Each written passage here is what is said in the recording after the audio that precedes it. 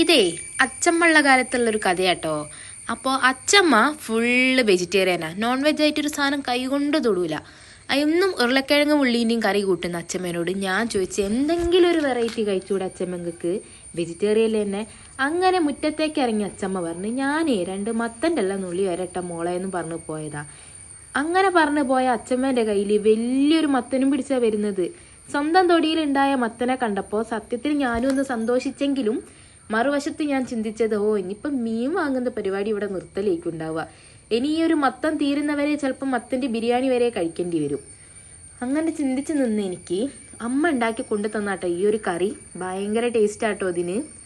അപ്പോൾ ആദ്യമൊക്കെ ഞാനൊന്ന് മത്തനും മമ്പാറും എന്നും ഇനിയിപ്പോൾ ഇത് ഏക്കുമല്ലോ അമ്മയെന്ന് പറഞ്ഞ് കച്ചറ ഉണ്ടാക്കിയപ്പോൾ അമ്മ പറഞ്ഞു, ഈ കഴിച്ചു നോക്ക്, ഇഷ്ടപ്പെട്ടാൽ കൂട്ടിക്കോ അല്ലെങ്കിൽ കൂട്ടണ്ടെന്നുള്ള അമ്മേൻ്റെ മറുപടിയിൽ അങ്ങനെ ഗതികെട്ട് കഴിച്ചതാണെങ്കിൽ പോലും ഞാൻ ഈ ഒരു കറീൻ്റെ ബിഗ് ഫാനായെന്ന് തന്നെ പറയാം.